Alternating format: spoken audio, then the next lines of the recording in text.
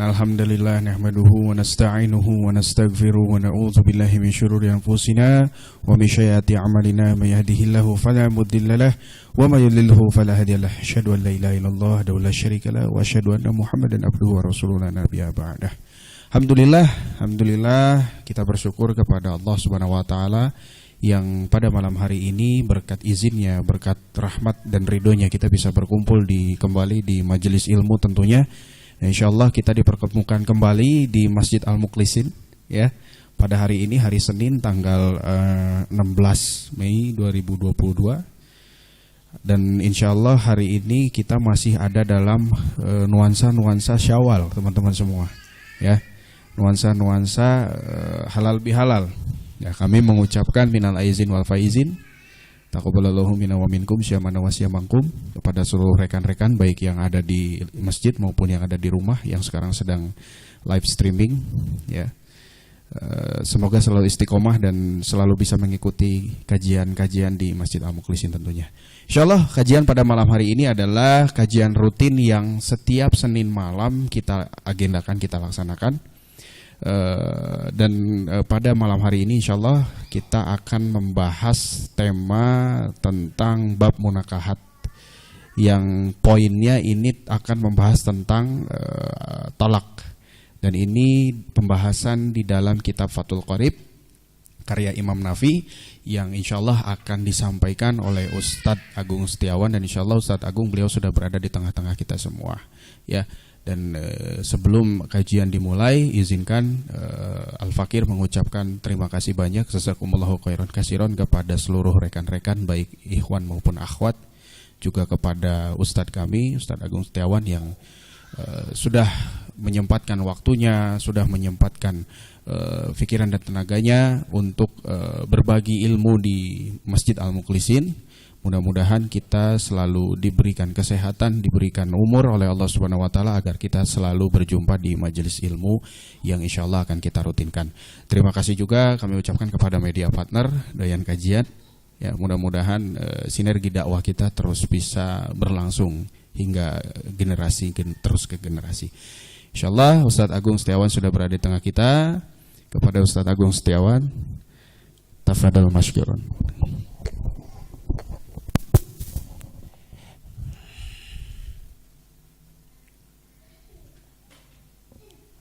Baik, bismillahirrahmanirrahim. Assalamualaikum warahmatullahi wabarakatuh. Bismillahirrahmanirrahim. La yasuku khairu ilallah. Bismillahirrahmanirrahim. La yasrifu su'al ilallah. Bismillahirrahmanirrahim. Makana ni'mati faminallah.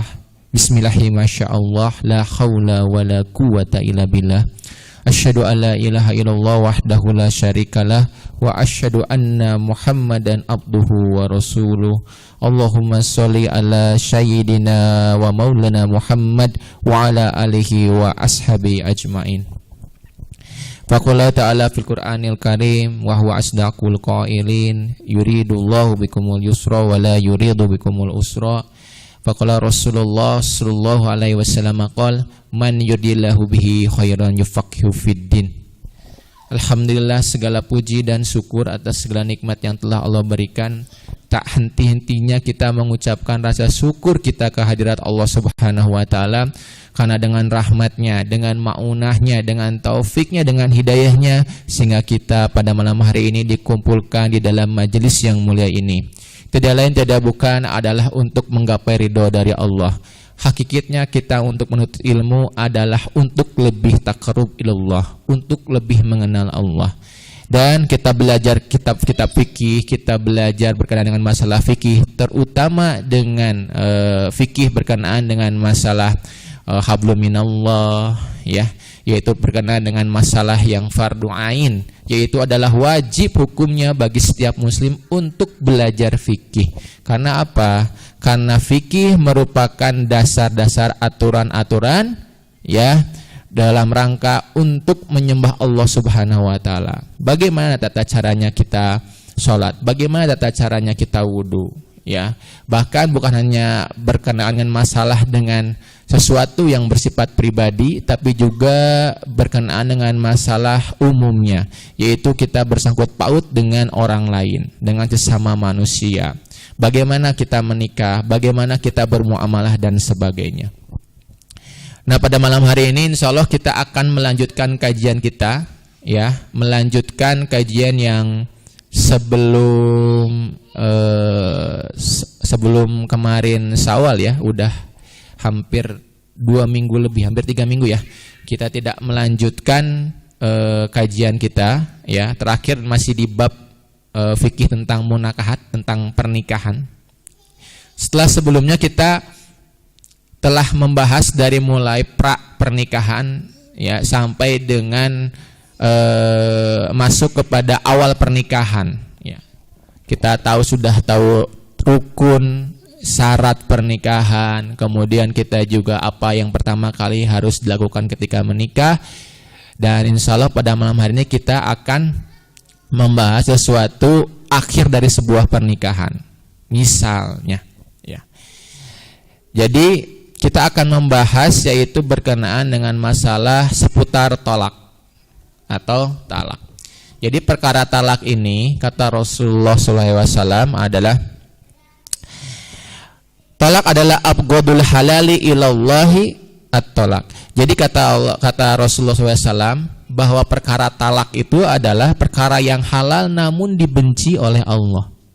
Jadi perceraian, ya, sekali lagi, perceraian itu adalah perkara yang halal, yang artinya mubah, boleh, tapi itu dibenci oleh Allah Subhanahu wa taala.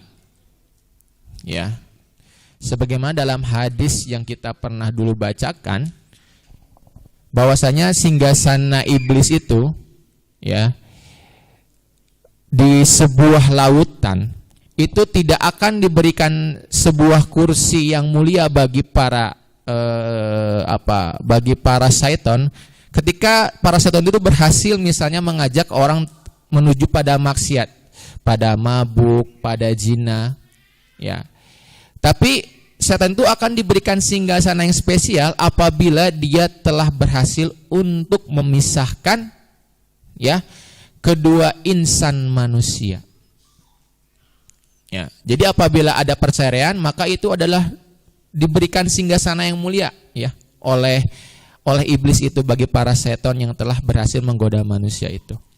Nah, oleh karena itu kata Rasulullah tadi disebutkan bahwa tolak adalah perkara halal yang dibenci oleh Allah Subhanahu wa taala. Halal boleh. Nah, biasanya dalam kajian-kajian pranikah itu yang dibahas fokusnya adalah persiapan pernikahan, ya, sampai kepada akad. Tapi jarang untuk membahas tolak.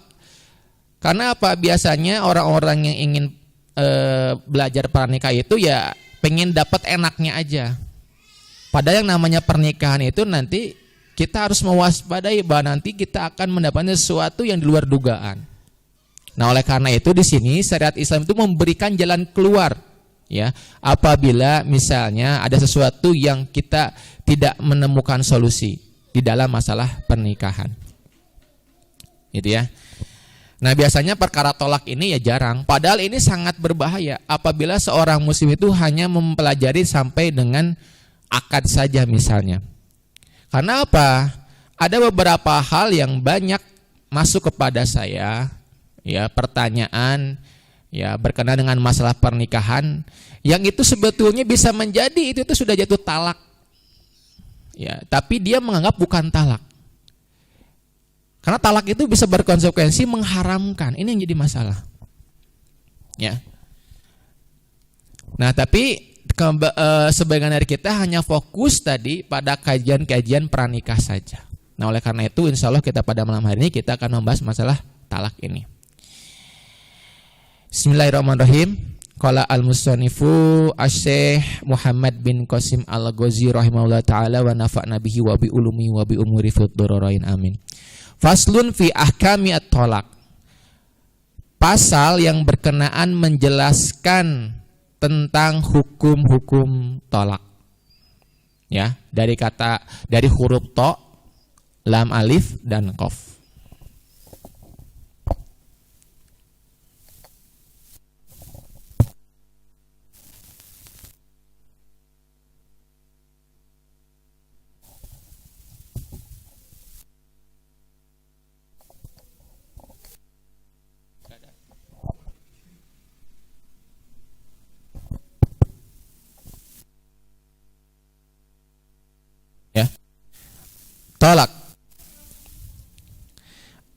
tolak? Secara logotan, secara bahasa,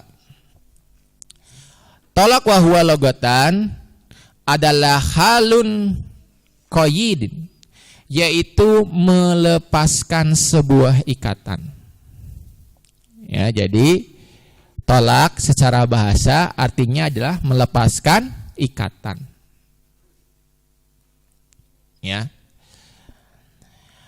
Wa syar'an, adapun secara syara adalah ismun lihalin qayyidin an-nikah, yaitu adalah sebuah nama perbuatan untuk melepaskan ikatan pernikahan. Ismun lihalin qayyidin nikah. Ya, sebuah nama perbuatan untuk melepaskan pernikahan. Ya.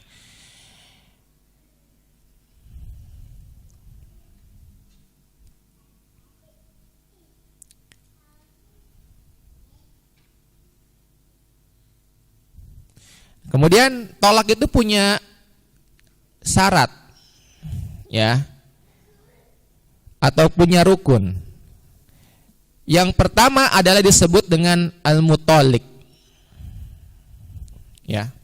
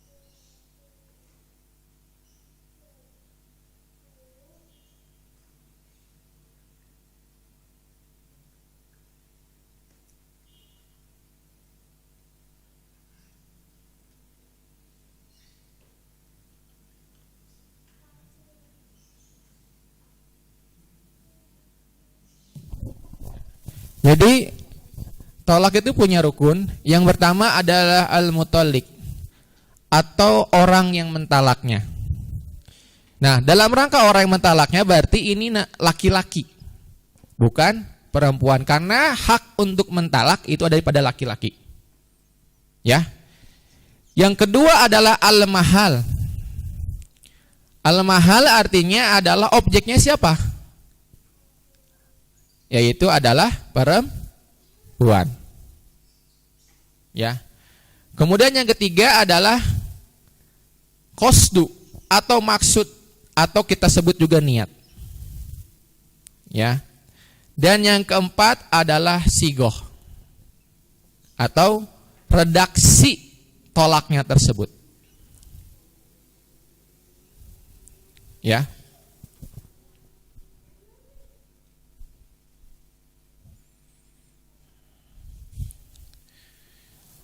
Jadi sekali lagi, ada suami, ada istrinya, ada qasdu, maksud,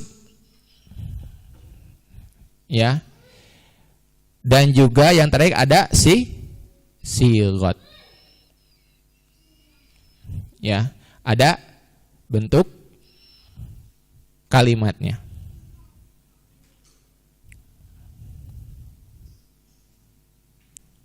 Nah, kemudian jadi di sini ya kita bisa menjelaskan bahwasanya hak untuk mentalak ada pada suami, bukan pada istri. Ya. Nah, kemudian kita akan bahas yang ketiga dulu, yaitu adalah qasdu, maksudnya. Maksud ini dibagi menjadi Dua, ada yang maksud itu tidak sah, ada maksud yang sah.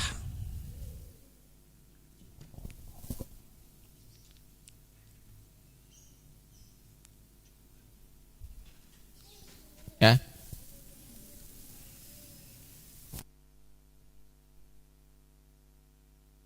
Yang biru mana ya? Spidol yang biru mana ya?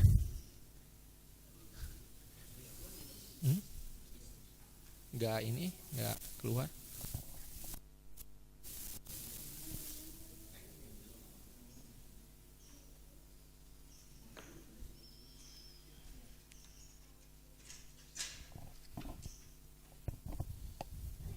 Ada nggak?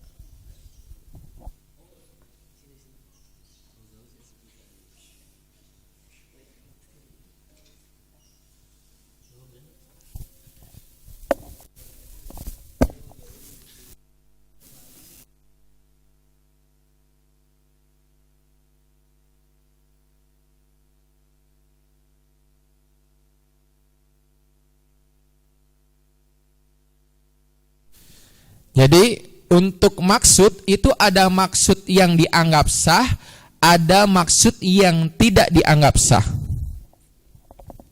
Ya. Nah, untuk maksud tidak sah seperti apa? Yang pertama adalah misalnya karena hilang akal. Kalau misalnya ada seorang laki-laki mentalak, ya, tapi akalnya sedang hilang, dikecualikan mabuk ya. Ntar kita bahas. Hilang akal. Kalau bahasa fikihnya golabatul akli. Yang pertama adalah akal. Ini maksudnya apa? Misalnya gila. Maksudnya gila. Tapi kalau misalnya dia mabuk, walaupun dia hilang akal, menurut para ulama fikih itu masih tetap masuk. Karena apa? Apabila dia mabuk, sebelum dia mentalak dia mabuk, kemudian dia langsung mentalak ketika mabuk itu, berarti apa? Artinya mabuk tersebut sudah direncanakan. Berarti artinya apa? Ketika dia mentalak sebelumnya sudah diniatkan. Oleh karena itu, kalau orang yang mabuk itu tetap dalam kondisi sah, kecuali kalau misalnya dia punten. Misalnya ada orang kadang-kadang itu bukan disebut mabuk ya. Apa misalnya itu? Bukan mabuk kendaraan ya. Misalnya nih, mabuk kendaraan kalau gitu. Tapi ini benar-benar emang mabuknya itu dia itu niat mabuk gitu. Dia minum alkohol atau minum obat penenang atau misalnya itu minum ya seperti itu ya. Tapi misalnya gini, ada mabuk tidak disengaja, misalnya karena pengobatan, bius, habis itu dia langsung mengucapkan talak. Nah itu masuk kepada hilang akal. Beda ya, ngerti nggak?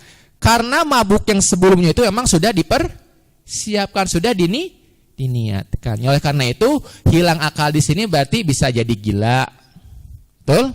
Bisa jadi tadi gara-gara misalnya itu penyakit epilepsi, terus apa lagi ya yang bisa menghilangkan akal, banyak ya. Nah itu adalah salah satu menyebabkan bahwa tolak tersebut tidak sah.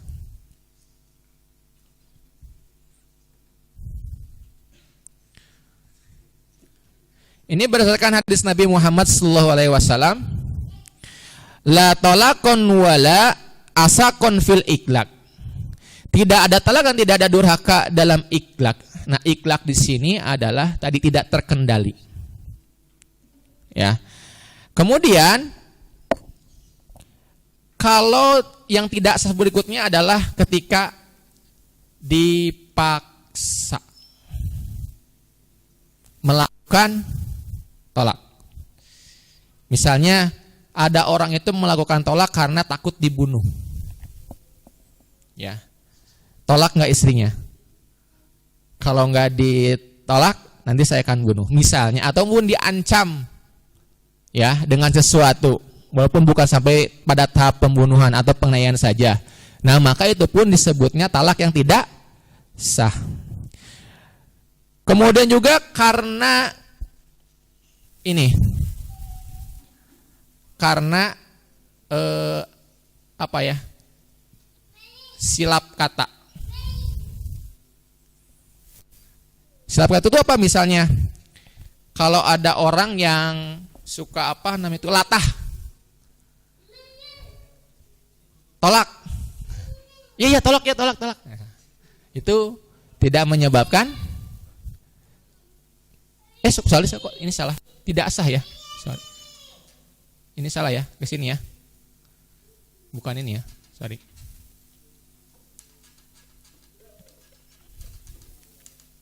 Menyebabkan tidak sah. Ya. Karena silap kata. Nah,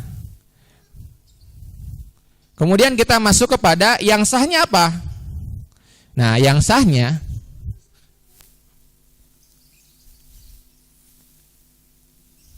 pertama marah, yang kedua bercanda. Ya. Tolak itu bisa sah walaupun dia sedang marah. Tapi ini adalah marah yang terkontrol. Misalnya gini, ketika ada keributan hebat dalam rumah tangga, itu kan otomatis orang itu akan marah, betul? Nah, ketika di situ dia langsung mengucapkan tolak, itu sudah masuk.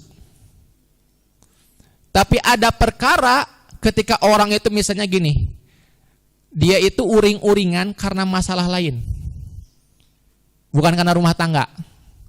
Misalnya dia banyak masalah di rumah, di kantornya, ya, sampai dia itu depresi, kemudian dia tidak sadar mengucapkan tolak. Itu masuknya kepada tolak yang tidak sah. Bisa ngebedain nggak? Bisa? Walaupun dia marah, kemudian gini, walaupun dia mentolak dalam keadaan marah, karena marahnya itu memang karena perkara rumah tangga, maka tolaknya sah. Ya. Kemudian yang kedua adalah karena bercanda. Karena bercanda.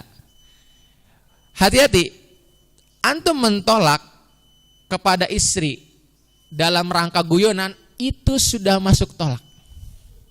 Hati-hati. Rasulullah SAW bersabda, salasun jiduhunna jiddun, ya, wahajuluhunna jiddun, an-nikah wa tolak warruju. Kata Rasulullah, 3 perkara apabila dengan serius maka hukumnya pun menjadi serius. Ya, yaitu adalah, namun bila dilakukan dengan main-main pun maka hukumnya tetap serius. Yang pertama adalah nikah. Jadi titik. Kalau antum berakad nikah walaupun main-main, itu qabul, itu sah. Nikah. Kemudian yang kedua adalah tolak. Yang ketiga adalah rujuk. Rujuk kembali.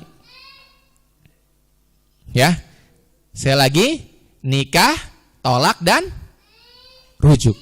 Ketika antum bercanda, itu akan masuk, itu akan sah. Hati-hati ya. Jadi jangan bercanda nih masalah tolak. Ya, walaupun niatnya antum itu bercanda-canda sama istri. Karena tolak tersebut bisa masuk. Nah, tolak tidak sah juga, tadi saya lupa contohkan satu lagi. Misalnya sedang mengajar gini. Saya mencontohkan nih misalnya. Di sini ada istri saya. Mencontohkan, Bu, saya tolak kamu. Dalam rangka pengajian seperti itu tidak masuk. Karena ini dalam rangka mencontohkan. Gitu ya. Nah, kita masuk kepada yang area keempat, yaitu sigot. Sigot itu ada dua. Ada disebut dengan sigot sorih, ada disebut dengan sigot kinayah. Ya, ada sigot sorih,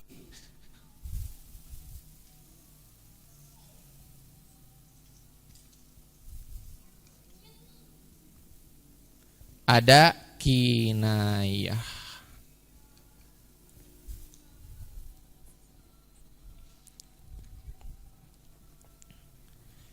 Apa itu sigot sorry? Sigot itu bentuk kalimat ya, bentuk kalimat talaknya. Maka disebutkan di sini, fasorihu ma la yahtamilu ghairu tolak. Jadi yang disebut dengan kalimat sorry yang jelas dalam tolak adalah kalimat yang digunakan tapi tidak ada kemungkinan pada arti lainnya. Jadi kalimat yang digunakan tapi tidak akan mungkin, tidak ada kemungkinan ya artinya itu selain makna tersebut.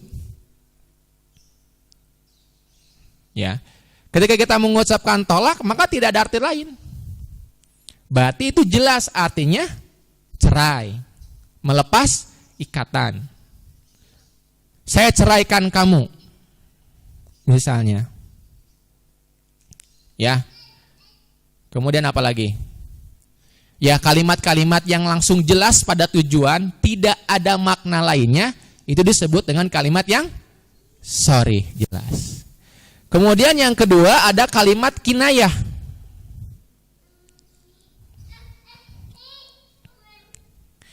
Wal kinayatu ma tahtamilu ghairuhu. Jadi kalimat kinayah adalah kalimat atau bahasa yang digunakan yang memungkinkan diarahkan pada selain tujuannya. Jadi kalau kita bahasanya kalimat tidak langsung, tidak eksplisit, tidak langsung pada tujuannya. Misalnya apa? Ya udah, kamu pulang sana ke orang tua kamu. Nah, itu ada kalimat kinayah. Atau apa lagi ya?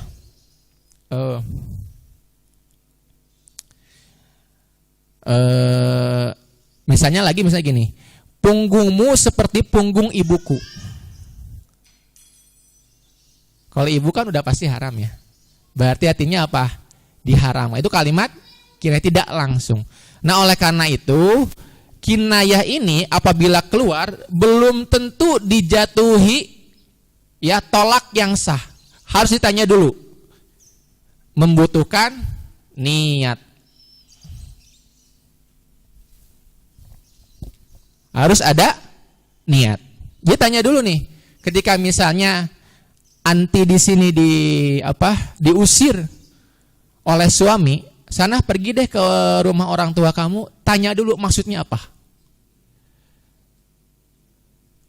Kalau kata suaminya, ya maksud saya ya talak, ya sudah beres, gitu ya. Jadi kalau lafaz ini tidak bisa langsung dihukumi sebagai tolak. Gitu ya? Ngerti ya?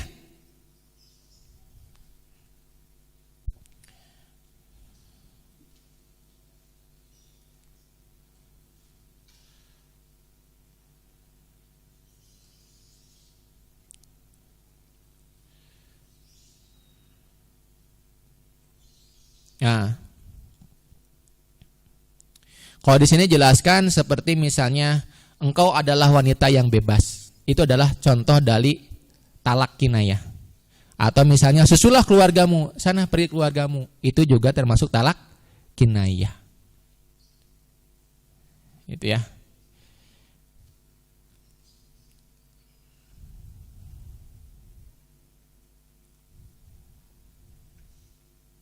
Nah, kita masuk kepada jenis talak dilihat dari segi halal dan haramnya. Dari segi halal dan haramnya. Jadi talak itu bisa halal, bisa juga haram. Ya. Ini sudah ya? Sudah? Ya.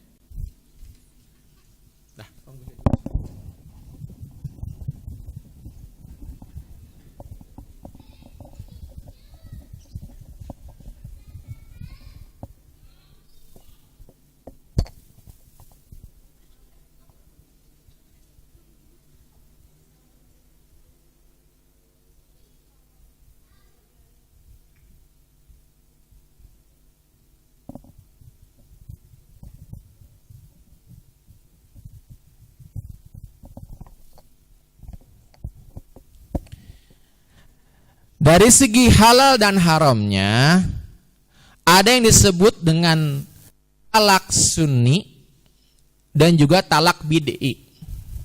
Ya, talak itu maksudnya apa? Ya talak yang disahkan, yang ada contohnya gitu ya.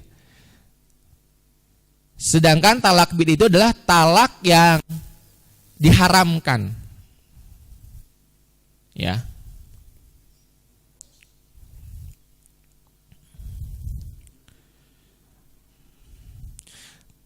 Talak sunni itu contohnya seperti apa? Adalah talak, ya kan gini, laki-laki itu pun dikasih oleh Allah Subhanahu wa Ta'ala itu 3 kali talak.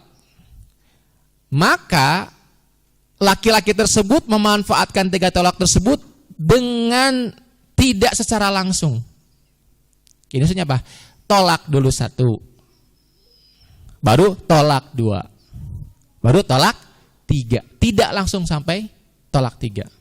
Karena apa? Di balik pensyariatan tolak, kenapa ada tolak 1, 2, dan 3 kata ulama? Agar laki-laki itu ketika mentolak diberikan waktu untuk berpikir ulang. Bener nih, mau cerai. Gitu ya. Maka ketika diberikan waktu masa iddah, dia adalah waktu untuk berpikir. Masuk tolak 2, bener nih mau cerai. Sampai kepada 3 kali baru benar-benar cerai. Jadi ada tolak 1, 2, dan 3. Nah, tolak 1, 2, 3 ini tidak langsung ditolak sekaligus.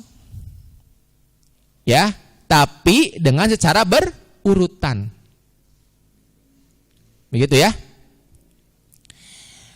Dan tolak yang disunahkan adalah at-tolaku fi tokhri goiri mujami'i fi, yaitu adalah tolak yang dilakukan oleh suami. Dia mengucapkan tolak ketika masa suci istrinya tapi belum dijima, belum ada hubungan badan. Itu adalah tolak yang disunnahkan. Ngerti ya? Jadi ketika dia mentolak itu, ketika masa haid itu emang belum dikumpuli, belum digauli. Gitu ya. Ngerti sampai sini? Ini adalah contoh dari tolak yang sunni. Tolak yang disunnahkan, tolak yang pernah dicontohkan. Dan adapun tolak bid'i, nah ini halal, tolak sunni itu halal, dan tolak bid'i ini haram hukumnya.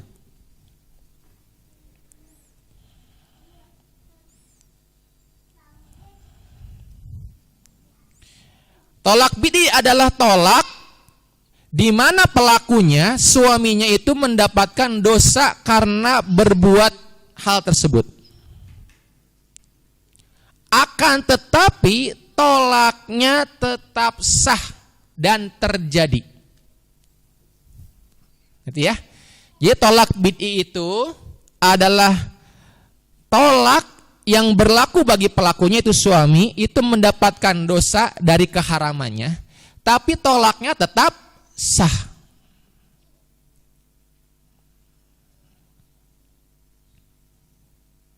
Yaitu adalah at-tolaqu fi haid au fi tokhri jama'ah fihi.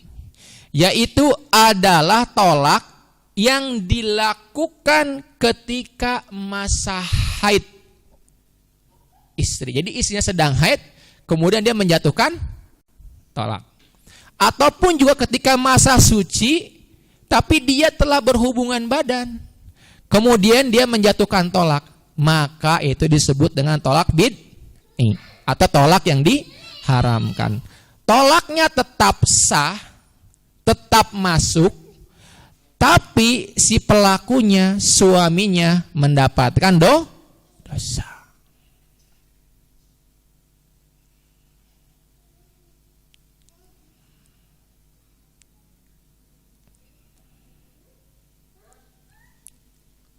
Gitu ya.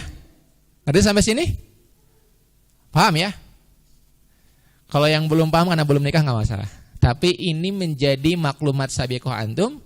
Ketika antum nikah, kalau ada permasalahan, ya karena gini, jangan bayangkan pernikahan itu sesuai dengan yang antum harapkan gitu. Misalnya, wah insya Allah saya itu cita-cita apa betul, pingin sehidup sematilah ibaratnya sampai akhir hayat. Tapi terkadang tidak seperti itu. Makanya nanti kalau kita membahas ada yang disebut dengan fasah. Fasah itu adalah pernikahan yang digagalkan. Karena apa? Karena ada penipuan misalnya. Ya, karena ada sesuatu yang disembunyikan. Itu bisa jadi gagal atau ketidaksesuaian misalnya. Itu bisa jadi gagal. Ketika antum sudah menikah, maka nanti akan situ dipisahkan. Ada yang disebut dengan fasah. Penyebab fasah itu banyak, murtad. Kita kan nggak tahu gitu ya. Dia kalau dari Islam maka pada saat itu secara langsung akan difasah, akan dipisahkan. Itu nanti oleh qadhi, oleh hakim. Gitu ya. Dan ada banyak kejadian juga, yaitu ketika dia sudah menikah kemudian dia mentalak. Tapi dia belum sempat berhubungan badan misalnya. Ya karena misalnya setelah akad dia mendapati sesuatu yang tidak diduga oleh dirinya. Ada penipuan di situ. Ya. Nah, jadi kita harus mengetahui hukum talak ini biar kita tahu berarti itu masuknya talak atau fasah. Karena itu berbeda. Ya. Kalau misalnya orang tadi belum bersetubuh, kemudian di situ terjadinya fasah pemisahan, maka di situ tidak ada masa iddah. Gitu. Ya. Nanti kita akan bahas tentang masalah fasah. Kita fokus dulu pada talak.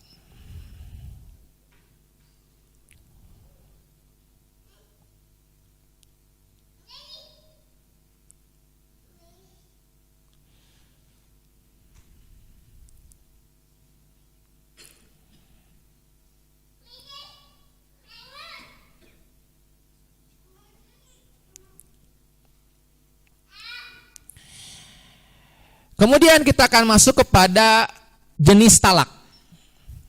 Ya. Kita masuk kepada jenis talak. Tadi kalau talak sunni dan bid'i dilihat dari halal dan haramnya talak. Sekarang kita masuk kepada jenis-jenis talak. Jenis talak itu ada 3. Ada talak raj'i. Ya. Ada talak raj'i. Yang pertama talak raj'i, yang kedua adalah talak bainunah sugro, dan yang ketiga adalah talak bainunah kubro.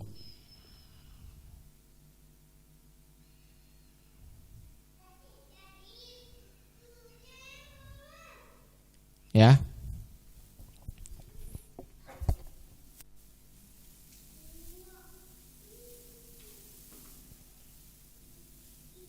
Hapus dulu.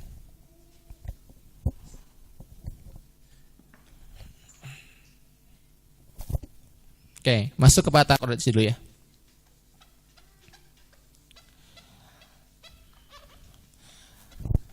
Talak raj'i adalah wasara'an secara syariat, bahasa syariat adalah ar-raddu jaujati ilan nikah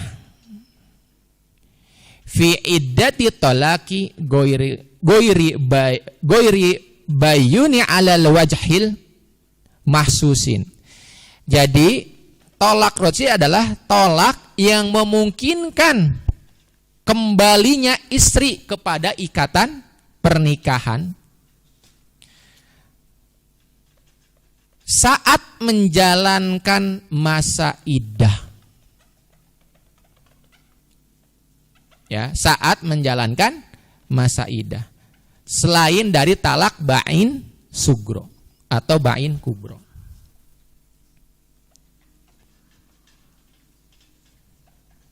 Ya. Jadi talak ya yang memungkinkan mengembalikan istri pada ikatan pernikahan saat masih menjalankan masa iddahnya. Selain dari talak ba'in, sugro ataupun kubro.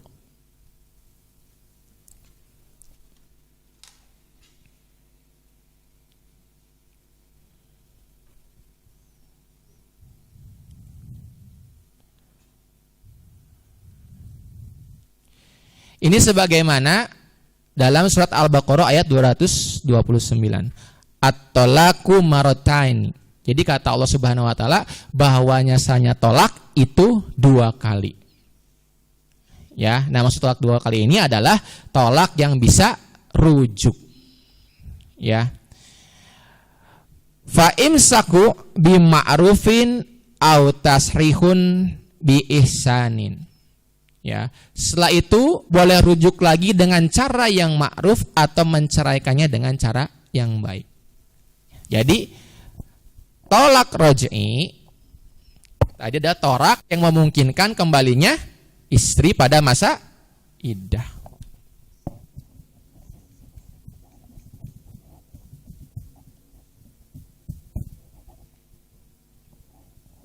Masa iddahnya berapa lama?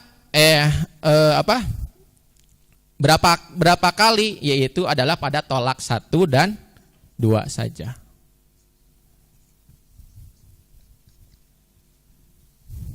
Ya, jadi pada tolak 3 sudah tidak ada lagi masa untuk kembali.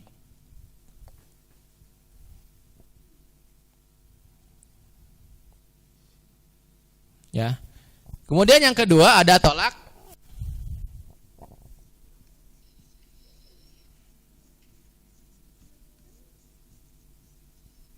bainunah sugro.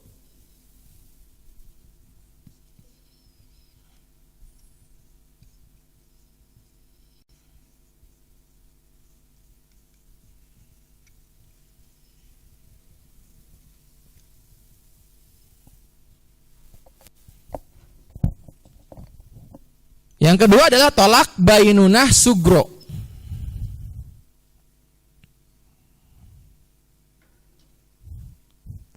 Nah, berbeda dengan tolak roj'i. Jadi tolak roj'i itu intinya adalah ketika ditolak masih ada kesempatan balik, seperti itu ya. Tapi kalau tolak bainunah sugro adalah tolak yang dijatuhkan oleh seorang suami, ya, sebagaimana tolak roj'i sebetulnya. Namun hingga batas habis masa iddahnya dan suami tidak bisa rujuk kembali kecuali dengan akad yang baru. Ya. Tolak yang dijatuhkan oleh suami sebagaimana dengan tolak roj'i sampai masa iddahnya habis. Sampai masa iddahnya habis. Ya, dan suami tidak diperbolehkan untuk rujuk kembali, ya, kecuali dengan akad baru pernikahan. Nah, jadi konsekuensinya kalau tolak bainunah sugro nanti si suami kalau mau balik lagi itu nggak bisa langsung sebagaimana tolak roj'i. Ya, jadi dia harus menghabiskan masa iddahnya, kemudian dia bikin akad ulang pernikahan, kayak pernikahan baru lagi aja kayak gitu. Jadi ya. Kemudian yang ketiga adalah tolak bainunah kubro.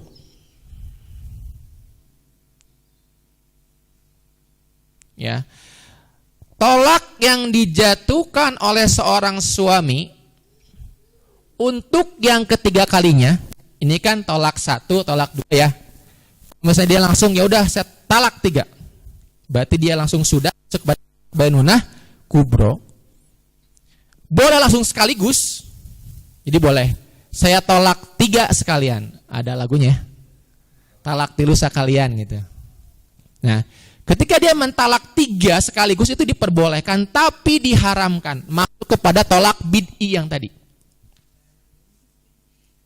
Ya, masuk kepada tolak bid'i. Nah, apabila dia sudah tolak 3 kali, maka dia tidak bisa kembali. Ya, si suami tidak bisa kembali kecuali istrinya telah menikah dengan orang lain, kemudian dia bercerai dan telah beres melakukan masa iddahnya. Jadi harus nikah dulu sama orang lain, baru boleh kembali dengan akad yang baru. Ya, itu tolak bainunah kubro.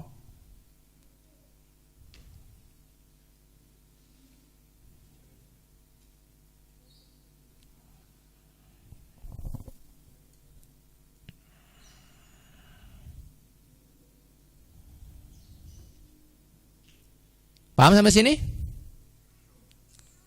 Nah, kita tolak roj'i, ya tadi tolak ya sesuai dengan syarat ini.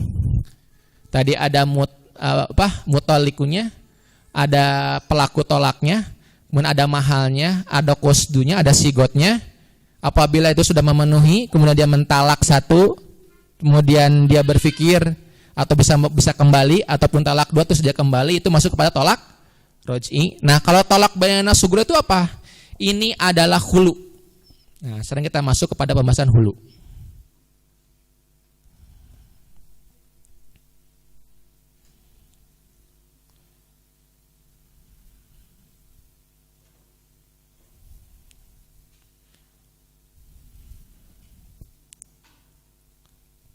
Nah, hulu itu apa? Wa syar'un furqatun bi'audin maksudin.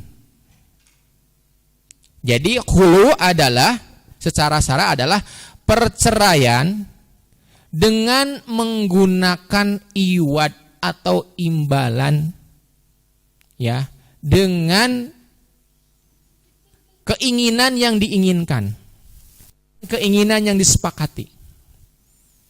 Jadi hulu adalah perceraian menggunakan imbalan. Nah, hulu ini ya, di sini saya tulis aja ya.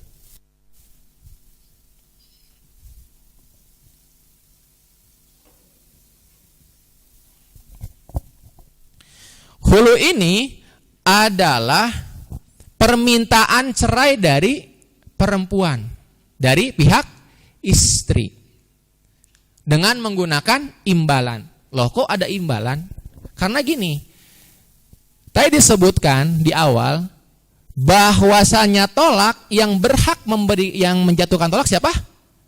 Laki-laki. Oleh karena itu berarti seakan-akan gini, tolak tersebut dibeli oleh istrinya agar mau menolak istrinya tersebut. Ngerti sampai sini? Kenapa harus adanya iwad, ada imbalan? Nah, si imbalannya tersebut bebas, terserah, yang disepakati. Mau dengan mahar yang sebelumnya, dikembalikan maharnya, ya, sebagaimana dulu Rasulullah kepada Zaid bin Harisah, ya, ketika dengan istrinya itu bercerai, istrinya itu disuruh untuk mengembalikan kebun yang dulu jadikan mahar misalnya. Boleh seperti itu, ataupun juga dengan iwad atau imbalan yang disepakati, walaupun misalnya dengan baju yang pernah dipakai, itu pun boleh, asalkan disepakati. Nah, hulu, karena hulu ini adalah perkara yang mubah tapi bisa jadi haram. mubah bisa jadi haram. Mubah apabila tadi memang ada latar belakang yang melandasinya. Ya, ada latar belakang yang melandasinya. Misalnya si suami tersebut adalah suami yang fasik, tukang maksiat. Maka istri boleh menggugat itu, meminta itu. Ya, tapi ada hulu yang diharamkan. Nah, hulu diharamkan itu bukan karena hukum hulunya ya, tapi karena pelakunya. Misalnya gini, saya sebagai suami mempunyai istri yang kaya raya, ya, rumah berlimpah, mobil mewah, terus apalagi tanah di mana-mana. Nah, akhirnya saya buat perkara ke istri saya. Ya, kalau saya ceraikan kan nggak dapat apa-apa tuh. Nah, saya buat perkara misalnya itu. Perkaranya lah dengan cara misalnya saya melakukan aniaya, melakukan perbuatan keji. Agar apa? Si istri itu yang nanti minta mentalaknya. Akhirnya apa nanti ketika dibilang imbalannya apa? Ya boleh saya talak, tapi imbalannya kata saya mobil, tanah, rumah milik saya gimana? Wani piro. Itu bisa terjadi gitu loh. Ya. Jangan salah, mungkin kita melihat ada orang udah tua, janda tua gitu dinikahi sama anak muda. Mungkin saja bukan seudung ya. Mungkin saja niatnya seperti itu jadi. Ya, dia wah janda tua ya kan. Habis itu hartanya banyak ya kan. Ya udah deh. Nanti saya akan cari kesalahannya. Kita akan buat permasalahan. Agar apa? Agar si jandanya tersebut menggugat cerai. Nah, kalau hulu ini memang biasanya ya itu dituntaskannya di pengadilan. Dituntaskannya di pengadilan. Begitu ya. Apalagi terkait tentang masalah iwatnya.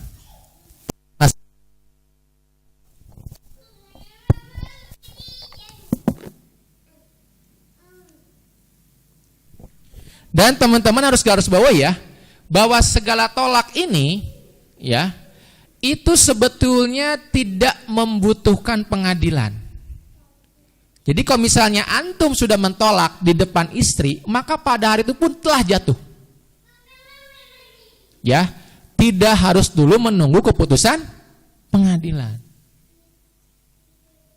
Ya, karena pengadilan itu hanyalah dari segi legalitasnya saja, dan juga biasanya untuk mengakomodir tentang harta gono gini, ya seperti itu. Tapi secara syar'i, ketika antum mentalak itu sudah jatuh jatuhnya gitu, walaupun pada saat itu belum mengadu kepada pengadilan, gitu ya. Nah, sekarang kita masuk kepada jadi konsekuensi hukumnya talak baino sugro itu sebenarnya tadi definisinya dijelaskan. Berarti apa? Talak tersebut harus dituntaskan selama masa iddah dan tidak bisa rujuk. Tidak bisa rujuk. Kecuali dengan akad yang baru. Itu ya.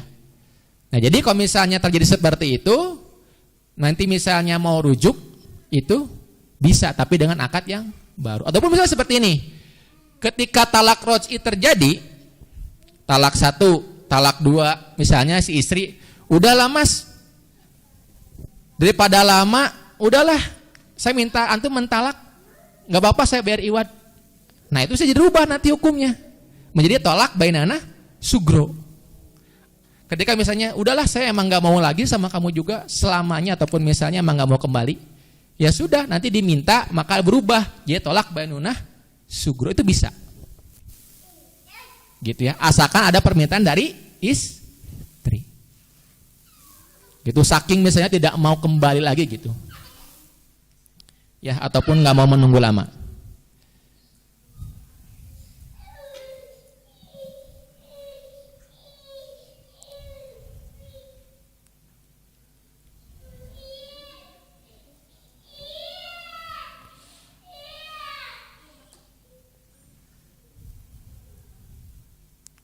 Nah, oleh karena itu, dari tolak ini pasti akan menghasilkan yang disebut dengan masa iddah. Dari kata ada yaudu artinya hitungan. Iddah itu dari kata ada yaudu artinya hitungan. Yang artinya adalah menghitung masa setelah pernikahan. Jadi syariat Islam itu ya, ketika antum menjatuhkan talak itu akan diberi waktu ya untuk istilahnya itu istilah tunggu bagi si istri ya.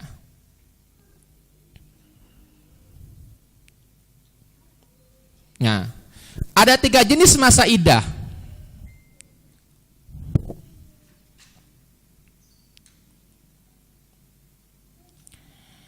Allah Subhanahu wa taala berfirman,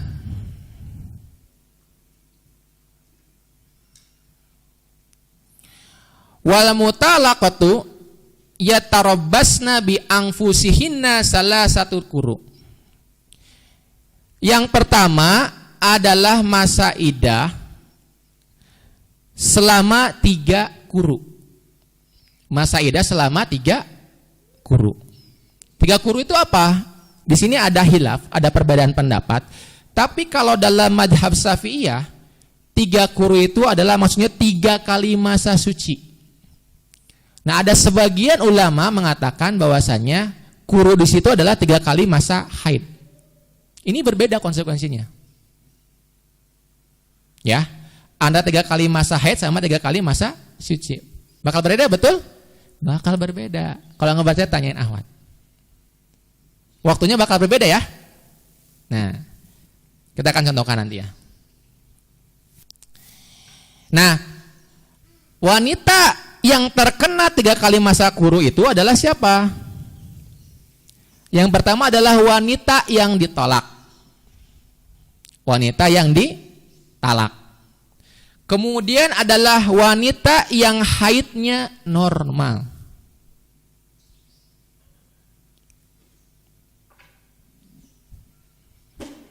Ya. Kemudian yang ketiga adalah wanita yang tidak hamil. Ya. Kenapa tidak hamil? Karena nanti wanita yang hamil itu nanti akan punya hukum iddah sendiri, yaitu sampai pada dia lahir masa iddahnya. Gitu ya. Kalau misalnya dia ditolak di bulan ke-8 dan dia lahir di bulan 9, berarti masa iddahnya cuma sebulan. Tapi kalau misalnya dia ditolak di bulan 1 dan dia lahir di bulan 9, berarti masa iddahnya ya 8 bulan 9 bulan itu. Gitu ya.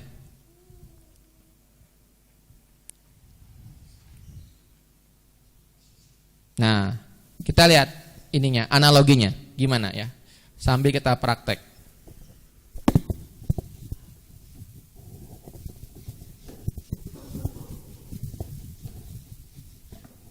Kita praktek hitungannya ya. Wah, ini hancur nih.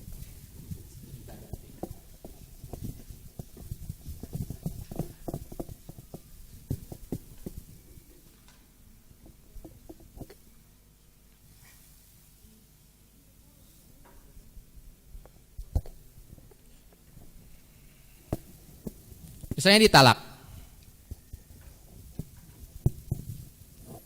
Ketika masa suci. Terus masuk haid. Terus masuk suci. Terus masuk haid. Terus masuk suci. Nah, 3 kali masa quru itu seperti ini. Ini selesai.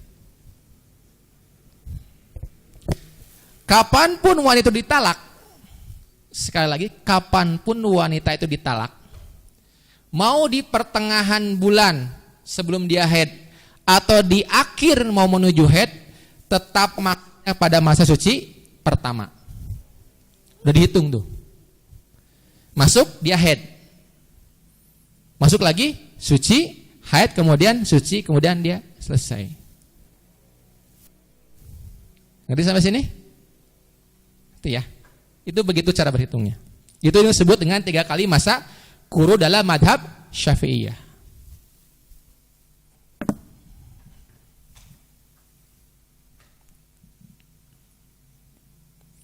Nah, dalam 3 kali masa quru ini, maka ada konsekuensi yang berlaku. Ya, konsekuensi yang berlaku. Ini ketika dia talak roj'i ya. Ketika dia talak roj'i.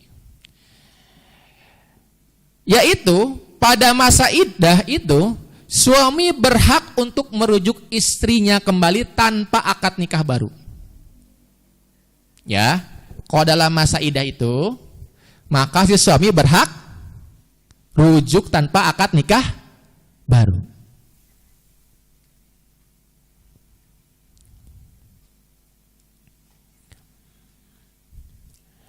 Karena apa? Karena status ketika dia ditalak, talak roj'i masuknya, sebenarnya istri tersebut masih dalam kondisi istrinya dia, belum lepas dari pernikahannya.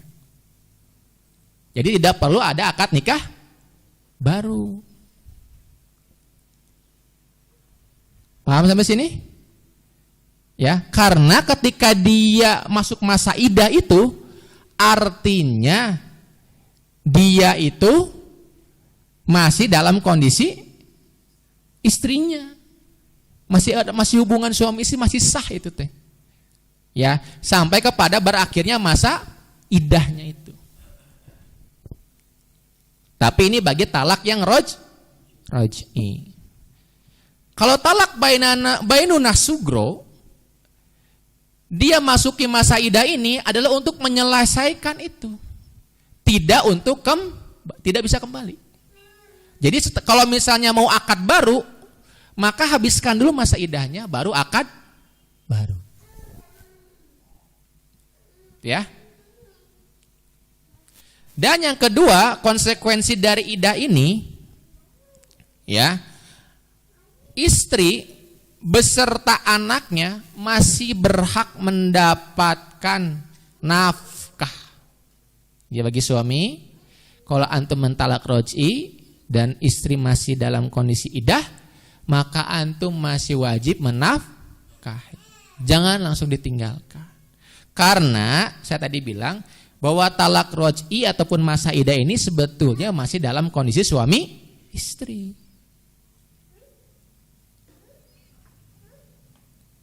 Ya, itu talak roj'i ya dengan masa hitungan 3 kali masa quru. Nah, yang kedua adalah iddah dengan bulan dan hari. Kalau tadi dengan hitungan 3 kali masa quru. Iddah dengan hitungan bulan dan hari ini karena tolak kematian. Maksudnya ketika misalnya si suaminya itu meninggal dunia. Berapa lama? Allah Subhanahu wa taala dalam Al-Baqarah ayat 234 menyebutkan bahwa orang yang ditinggal mati ya, itu adalah 4 bulan 10 hari masa iddahnya. Dia lagi menggunakan 3 kali quru bagi orang yang ditinggal mati.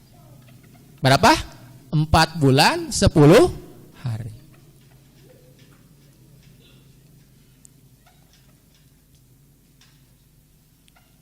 Ya.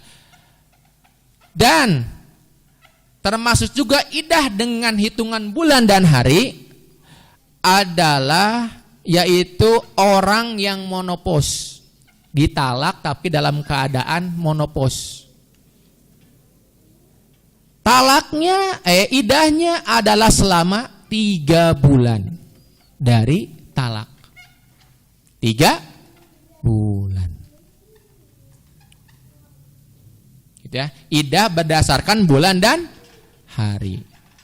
Dan iddah yang ketiga, iddah yang terakhir adalah iddah berdasarkan kelahiran bayi. yaitu adalah wanita yang ditalak ketika hamil.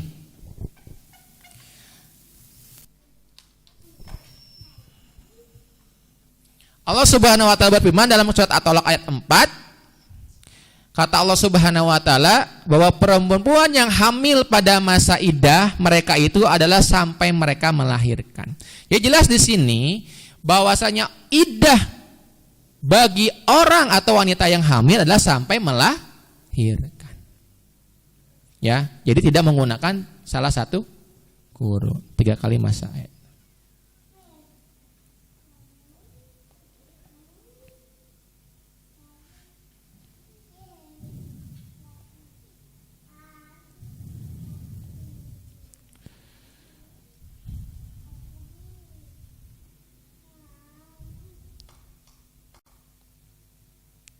Nah, kemudian ada catatan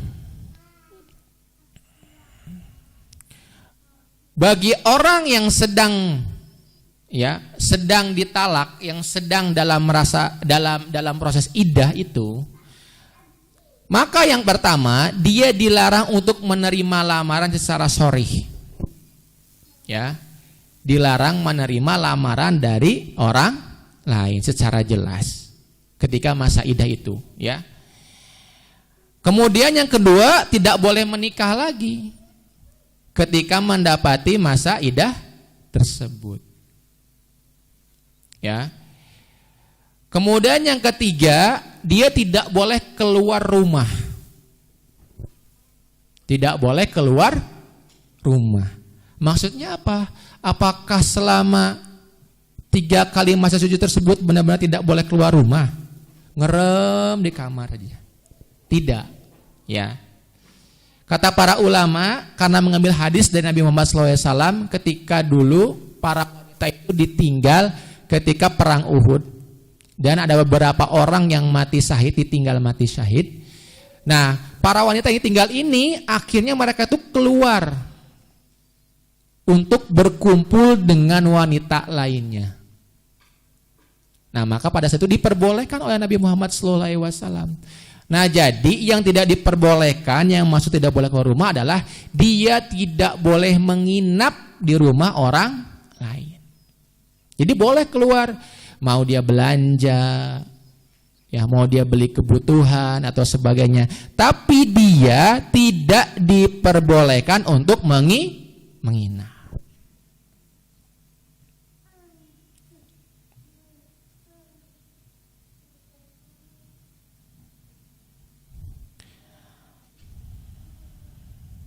Nah, kemudian yang keempat adalah ihdad, yaitu larangan pada wanita yang ditinggal mati oleh suaminya untuk bersolek, untuk berdandan,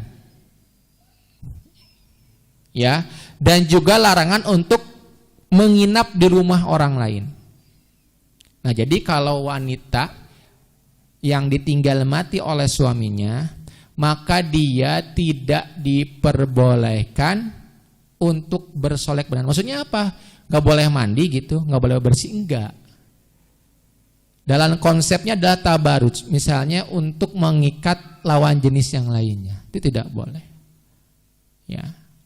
Jadi jangan diartikan berarti nggak boleh bersih, harus mengurung diri, enggak. Tetap boleh kita selayaknya sebagai wanita, tapi jangan dandan berlebihan. Ya, karena nanti bisa menarik lawan jenis. Dan sebagai penghargaan kita kepada suami kita yang baru meninggal.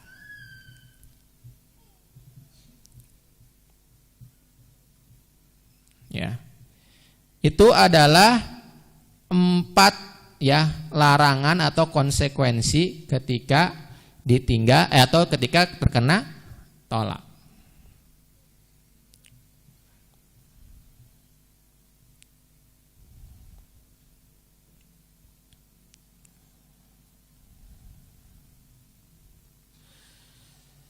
Nah, kemudian ada 7 syarat sah untuk rujuk. 7 syarat sah untuk rujukan. Tadi kan ada tolak roj'i ya, itu boleh balik ya dengan 7 syarat, yaitu adalah ketika tolaknya ada tolak roj'i, masih dalam kaidahnya tolak 1 ataupun tolak 2, tidak sampai kepada tolak 3. Yang kedua adalah istri sudah digauli, istri kita sudah berkumpul lagi dengan istri. Kemudian yang ketiga, ya masih dalam masa idahnya. Berarti masih dalam masa idah 3 kali masa suci. Dan bukan tolak bainunah sugro atau hulu tadi. Ya, karena kalau tadi tolak bainunah sugro artinya dia tidak boleh kembali kecuali dengan akad baru. Kemudian rujuknya tanpa taklik, tidak digantung. Misalnya gini, saya akan merujuk kamu, saya akan kembali ketika misalnya ayah saya menyetujui, misalnya seperti itu. Itu artinya apa? Rujuk yang digantung, nggak boleh. Kemudian rujuk ini diperbolehkan hanya dari yang mengucapkannya itu, yaitu ada pihak laki-laki, nggak boleh diwakilkan. Dan yang ketujuh adalah bukan pisah karena fasah. Bukan pisah karena fasah. Tadi misalnya fasah itu dia itu dipisahkan oleh qadhi, oleh hakim misalnya gara-gara dia murtad, ataupun misalnya ada penipuan ketika pernikahannya. Nah, maka akan dipisahkan oleh hakim. Maka pada saat itu kalau misalnya dia mau kembali, itu harus dengan akad baru, ya, bukan dengan langsung rujuk, nggak boleh. Ya, jadi itu adalah 7 syarat sah dari rujuk.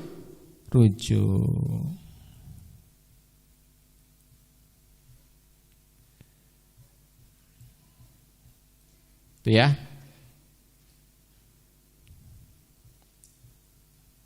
Silakan usulkan dulu dari kajian kita hari ini. Pusing nggak? Pusing. Padahal ini saya sudah sederhanakan. Kalau baca kitabnya tambah pusing masalahnya. Jadi saya sudah sederhanakan dengan tadi digambar dengan mind mapping. Ya.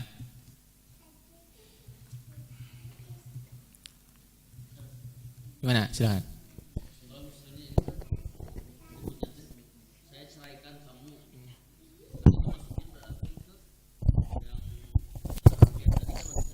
Talak sorry.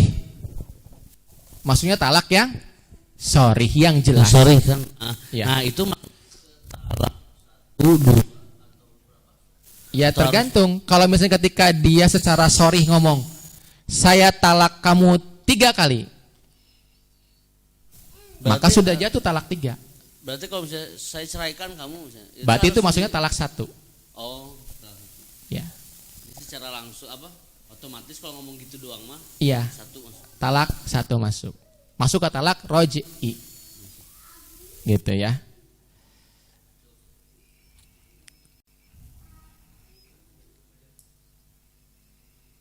Silakan.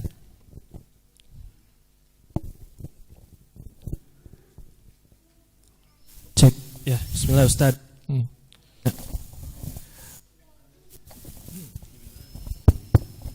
Tes. Ya.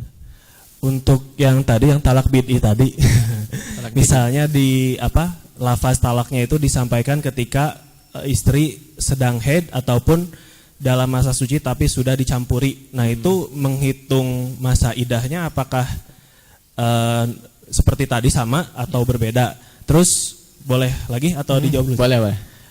Kan tadi awalnya disampaikan bahwa hukum asal talak itu adalah mubah tapi dibenci. Itu masuknya apakah mubah atau makruh gitu? Nah, terus kan bisa berubah juga ya hukumnya. Misalnya saya pernah baca di beberapa literatur, hukum talak itu bisa jadi misalnya sunnah kalau misalnya maslahat ketika ditalak itu lebih besar daripada mafsadahnya gitu. Ataupun misalnya memang alasan itu karena misalnya dari pihak istrinya tuh punya tabiat yang kurang baik sehingga itu menghalangi suaminya untuk melakukan amal soleh yang lebih baik misalnya kayak gitu. Dan apakah itu termasuk talak yang dibenci juga, dan apakah itu pun menjadi prestasi bagi setan-setan gitu ya yang tadi dikasih singgahsana itu apakah seperti itu juga Ustaz? Ya, baik. Yang pertama tadi berkenaan dengan talak bid'i, walaupun dia tadi dalam masa haid misalnya talak, itu kan haram ya. Berarti si pelakunya mendapatkan maka hitungannya tetap. Berarti setelah dia masuk masa suci, itu suci pertama. Masuk haid, suci kedua. Begitupun juga tadi misalnya ketika sudah berkumpul, sudah digauli, kemudian ditalak. Kan nggak boleh masuk talak bid'i juga. Itu pun sudah masuk. Jadi masa suci pada saat itu sudah masuk hitungan pertama. Ngerti sampai sini? Paham ya? Yang di belakang paham? Paham nggak, masih pusing? Paham ya? Antum agak antum ya. Jadi ketika misalnya tadi walaupun sudah masuk haid, antum talak misalnya. Nah, ketika masuk masa suci pertama itu sudah masuk hitungan 1. Gitu ya. Nah, kalau misal sudah masuk masa suci, sudah digauli kemudian talak, maka hitungannya tetap masuk. Jadi si masa suci tersebut sudah hitungan pertama. Gitu ya? Ngerti? Nah, kemudian betul tadi hukum talak itu memang kalau dalam kitab Fathul Qorib Al-Mujib ini bisa berbagai macam. Ya, kalau dalam kitab kitab Fikul Islam ya, karya Syekh Wahbah Al-Zuhaili itu bisa 5 malahan. Bisa wajib, sunnah, makruh, mubah, makruh sama haram. Tapi dalam kitab ini ada 3. Talak sunnah. Saya bacakan ya. Teksnya. Wal manzubi, talak yang manzub, talak yang disunnahkan, katolaki imro'atin, yaitu adalah mentalak seorang istri, goiri mustaqimatin halin kasayinatin khulki, yaitu adalah talak yang mentalak seorang istri yang tidak beres kelakuannya, yang buruk budi pekertinya, maka itu disunnahkan. Ya, jadi hukum talak itu walaupun awalnya mubah, kalau dalam mazhab saya lupa ya, atau Hanafi atau Hambali justru makruh, karena tadi ada dalam teks hadisnya jelas bahwa perkara halal yang dibenci oleh Allah. Karena ada kata dibenci berarti artinya makruh. Tapi secara hukum itu adalah mubah. Ya. Jadi memang pertama tadi ada talak yang disebut dengan talak yang sunnah. Dapat pahala malahan kalau mentalaknya. Ya. Ketika tadi istri mempunyai budi pekerti yang jelek. Ya. Kemudian talak bisa wa makruhin, dan bisa menjadi makruh, katolakin mustaqimatin hal. Kalau si istrinya itu dalam keadaan yang lurus, yang baik. Ya.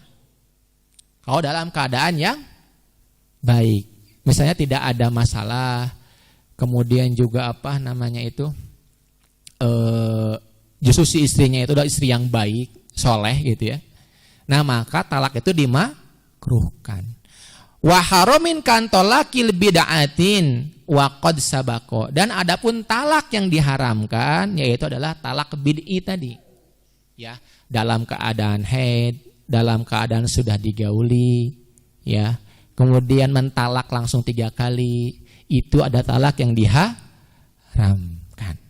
Nah, sebetulnya khulu juga, kaidah khulu tadi ya, yang ketika istri itu meminta cerai, ya, itu diperbolehkan, dimubahkan, kata Imam An-Nawawi, walaupun tanpa sebab. Misalnya gini, istri bilang, nggak ada sebab, suaminya soleh, istrinya soleh, cuman pengen aja gitu. Gabut misalnya. Ya, bosan masih ada sebabnya. Ini nggak ada sebab, betul. Ya, dalam kitab dalam Imam Manawi menjelaskan begitu. Jadi untuk hulu itu asalkan dua-duanya sepakat itu diperbolehkan. Misalnya, Bi, kayaknya kita cerai aja yuk. Nah, misalnya itu.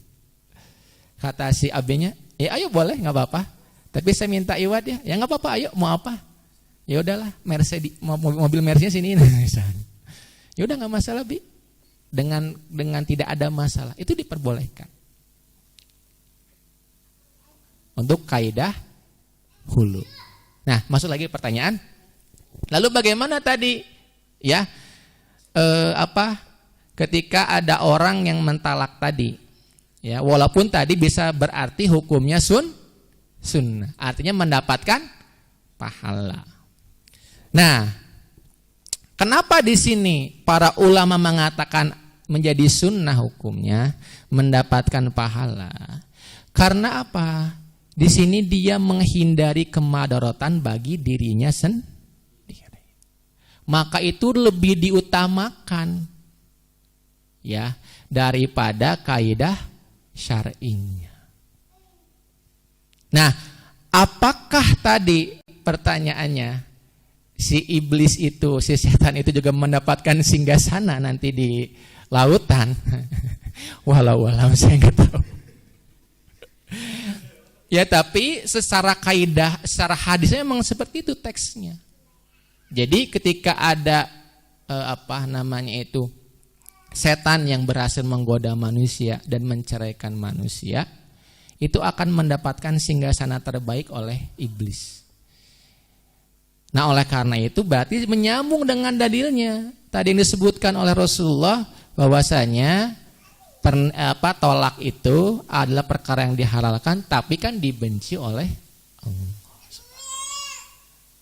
Oleh karena itu saya walau alam apakah tadi setan tadi berhasil diberikan itu walau alam. Tapi intinya tolak itu ya perkara yang bisa memakruhkan.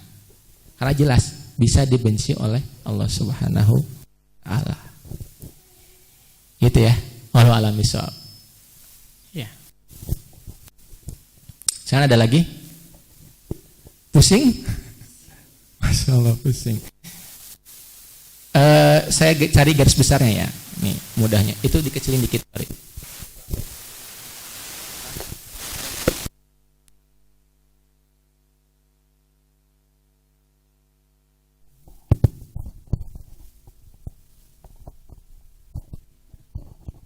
Yang masih pusingnya yang mananya nih? Kan tadi pertama kita membagi tolak ya berdasarkan apa? Kita masuk pertama rukun tolak. Ngerti rukun tolak? Ngerti. Kemudian kita lihat tolak dari segi ya dihalalkan atau diharamkan. Yang dihalalkan adalah tolak sunni. Yang diharamkan tolak bid. Nah, terus kita masuk kepada pembagian tolak, betul? Ada disebut dengan tolak roj'i, adalah tolak yang punya konsekuensi bisa kembali.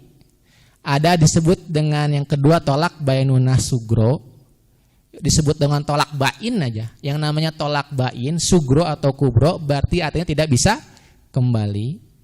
Ya, walaupun ada masa idah di situ, tapi tidak bisa kembali kecuali dengan akad baru. Itu yang sugro. Kemudian kalau yang kubro, dia itu tidak bisa kembali kecuali istrinya telah menikah dengan yang lainnya, menyelesaikan masa idahnya, sudah dikumpuli, sudah digauli oleh suami barunya, kemudian melakukan masa idah, ya beres, baru bisa akad baru. Begitu ya. Terus apa lagi? Tentang masalah hulu. Nah, hulu itu sama dengan tolak bainunah sugro. Siapa lagi?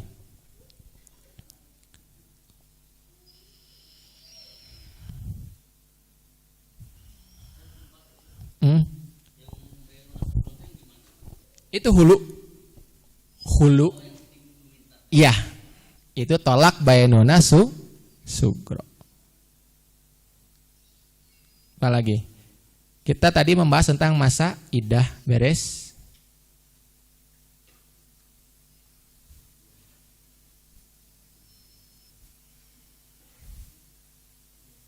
Masa iddah beres.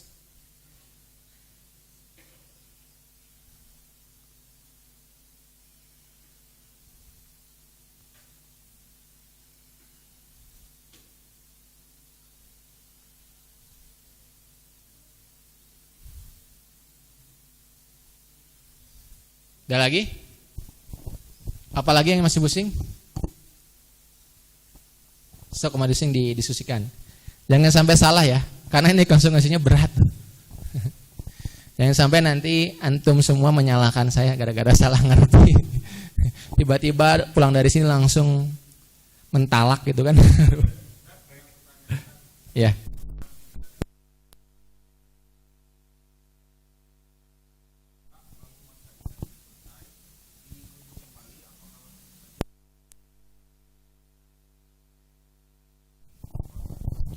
Kalau sudah masa iddah, maka dia kembali lagi akad seperti mana rukun akad baru.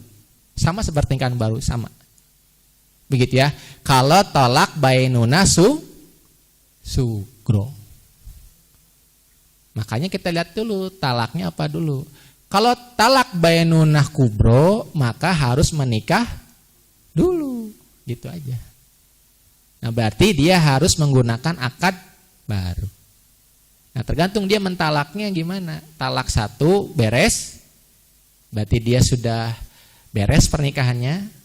Nah, habis itu kepikiran, aduh, apa namanya itu, masih mencintai, ya, masih kepikiran. Nah, berarti harus menggunakan akad baru. Tapi kalau misalnya sudah ngomong talak 3, berarti dia masuk tolak bainunah bainunah kubro. Enggak. Itu tolak bid'i. Tolak bid'i itu adalah ketika mentolak dia dalam keadaan tertentu. Misalnya dalam masa haid, masa suci telah digauli, kemudian dia mentalak, ataupun mentolak 3 kali sekaligus. Nah, itu mungkin yang tolak sekaligus. Saya bilang bisa seperti ini. Saya talak 3. Ataupun gini, saya talak kamu, talak kamu, talak kamu. Itu bisa. Gitu. Nah, jadi hati-hati masalah talak. Karena ucapan tadi saya jelaskan,